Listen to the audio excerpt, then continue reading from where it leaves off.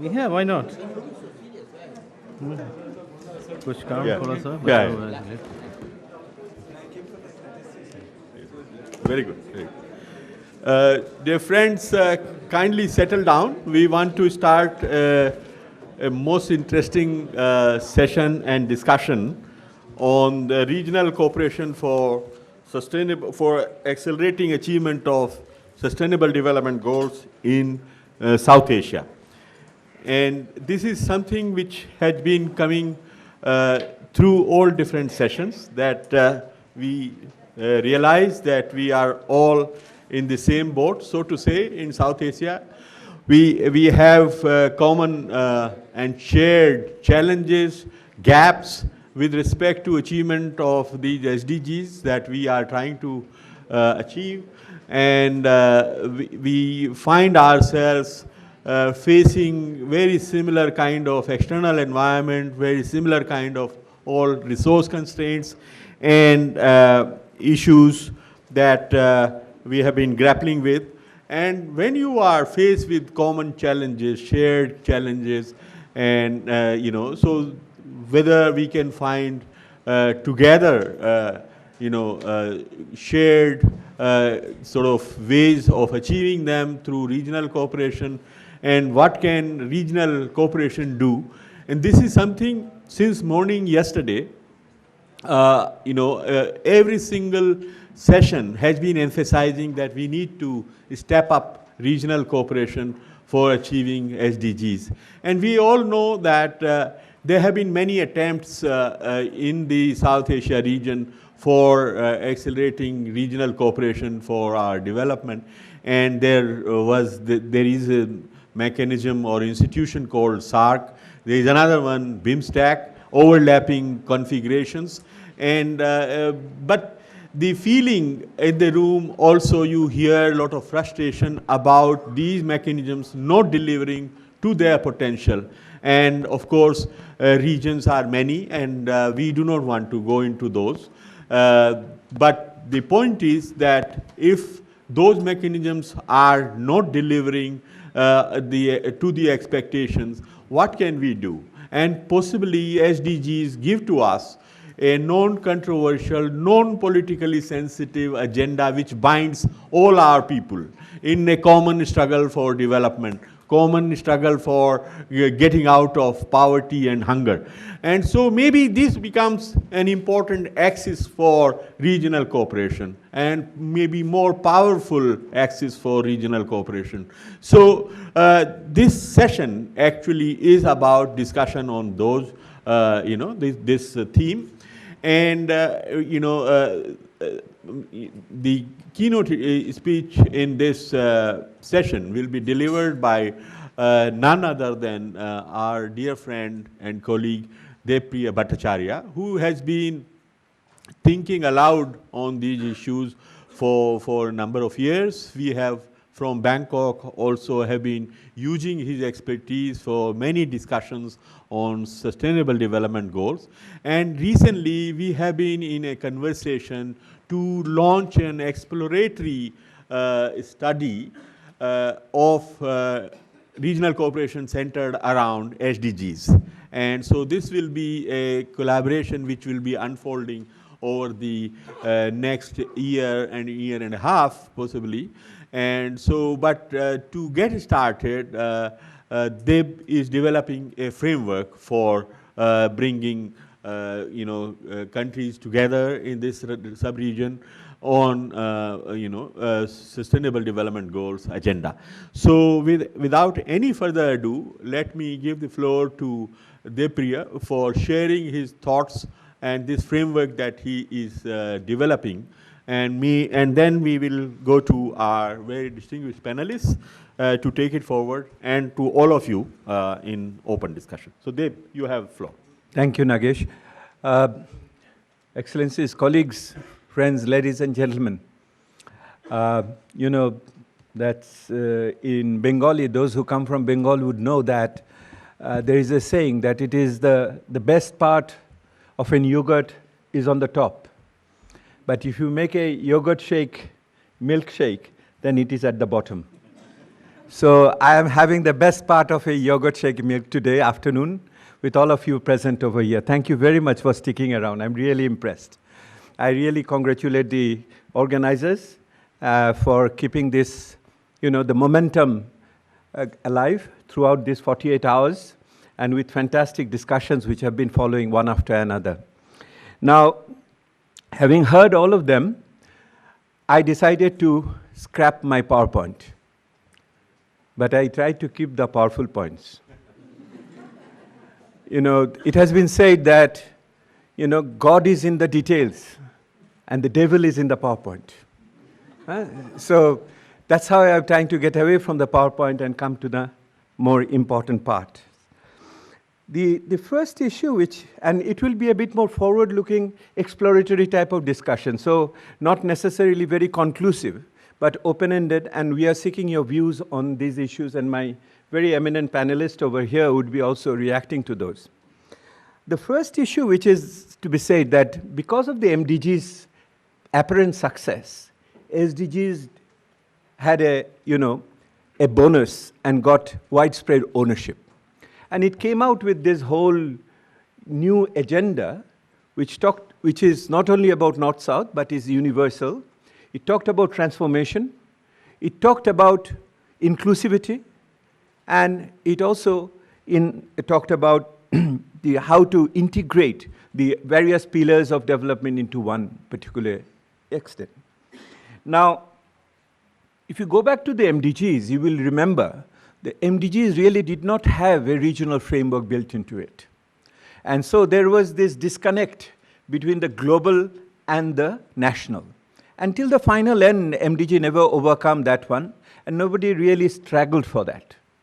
When SDG came in, we all were so much engrossed with this 17 goals, 169 targets, 200 plus odd indicators. At that moment, this architectural issue really escaped many of our attention. And when it came out, we found that, again, the regional word has been scattered all over, but an adequate architecture in terms of pursuing the goals, implementing them, doing follow-up and reviews has never been spelled out over there.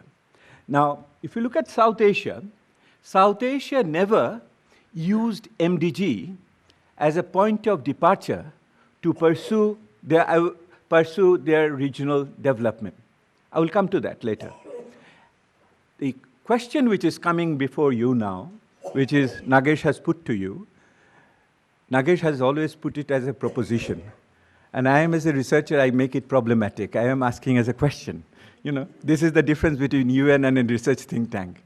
So the issue is, will South Asia be able to use SDGs this time around? Or it is going to miss the boat as it has done in case of MDG? This is the question before the House today. Now let me move. You see, South Asia is definitely a very important part of the world at this moment. And the average growth rate of South Asia, on the one hand, is much more higher than the average growth rate of the world, and even with many other regions. I won't really bury you with figures. You just had a statistical session just before me, so it's enough for now. So I take my words for the time being as truth. And if you look at the world, the total population which are here in South Asia is about a quarter of the world, at 23.75%. So 23.75% of the world is now commanding. It is, if you look at the share in the global, is only 4.2% of the global. You see, how come a quarter of humanity is controlling less than 5% of the global income? Isn't that enough to say that the growth rate per se is not good enough an indicator? Our benchmark is very low. And if you take out India from there, then it is only 1% for the rest of South Asia. Whilst India, together South Asia, it is increasing. The rest is at 1% stagnating in many ways. I can give you figures on exports. I can give you figures on FDI. I can give you figures on remittances. These will all show that we have a disproportionate low stake in the global wealth, assets, income, financial flows in comparison to our population and in comparison to our potential. So that's given. The second problem which has come is that even with this marginally growing share, what we see that in all of the South Asian countries, we are getting inequality increasing like anything. The marginalization continues. And we see that it is not only the income inequality, but recent studies on Bangladesh and other countries as well will show that even the achievement is higher as an average, but the distance of the lowest 5% of the income group is increasing between the averages over there. So it is the sense that in general there is an up, the tide increases or floats all boats, but some boats are pretty tricky. They might go down in that sense from sustainability perspective. So we have an area where this type of mixed trends which are being observed in many ways. If you look at structural transformation of the economy, which is one of the SDG input, the agriculture share is going down, but the employment is not going down at the same speed. And if you look at the manufacturing, which is stuck at 20% average, not the industry, is still not going up. And we are ending up with a service sector-led development in the whole region. And what service sector we are talking about? It is wholesale trade, retail trade. It's not upmarket, IT-based banking sector or anything else. So it is also facing a structural challenge at this moment as we move. Yeah, I can go through the environmental issues. If you pick up in the MDG period, we had very mixed experience in forest coverage. 3 countries really didn't do well. 3 other countries did marginally well. But the carbon emissions, metric tons per capita, is still 1/3 of the global average, so it's over there. There is some respite possibly in the human development, but I have said the inequality within the human development is increasing as we see. So some of the countries have done spectacular things. Take from my country, Bangladesh. So the average age of a Bangladeshi longevity at birth is now 71 point something, and the global average is 70 point something. So Bangladesh is a country which is so poor and has lots of problems, is still making to above the global average. I wanted to highlight that because of the potential we have. So not to create a sense of despondency with the figures I have just mentioned. So that is what you would call a Dickensian moment. Best of times, worst of times. So will we make the best of times more sustainable in the future, in the coming years as we move? Now, the issue, I could have gone into the voice, accountability, and rule of law issues, but you know better than I do over here. Now, does SDG give us an opportunity to look for a regional framework to pursue these goals? From yesterday, today onward, you have been all discussing this one. Let me take you back to the SDGs. In a SDG document, there are 3 targets where region has been mentioned explicitly. And there are 2 means of implementation where region has been mentioned explicitly. What are those 3 targets which we have where the region has been mentioned? The first one is 2.5, and that is, you will get, it talks about maintaining genetic diversity of plants, animals, and plants, animals, and seeds at regional level. So it's the diversity issue coming from the hunger and also the issue of agriculture more over there. On 9.1, it is about infrastructure. 9.1 infrastructure, it talks about transborder and regional infrastructure system, effective, affordable, efficient, et cetera, et cetera. So that's the second one. And the third one is, it goes into the goal number 17, 17.5, 17.6. It's about North-South cooperation, triangular cooperation, South-South cooperation, and regional cooperation. So that is the other angle over there. So it is about diversity of seeds and animals and plants. It is about infrastructure, and it's about regional cooperation in the broader development cooperation in the broader sense of the term. In the means of implementation, the 2 places where explicit reference has been made to region issue is 1.6, possibly the most important one out of these 5 which I am mentioning, where it is talking about creating a broad-based policy framework at the national, regional level based on pro-poor and gender-sensitive policies to support investment in poverty alleviation. So I think this is a very omnibus type of thing where you have pro-poor and gender-sensitive policies to be created to go over there. And then obviously there are also the issue about positive support on strengthening regional planning, on the positive, on the data and other issues over there. So if that be the case, if those 5 are there, is it possible to build at the minimum on these 5 issues? On the minimum on these 5 issues.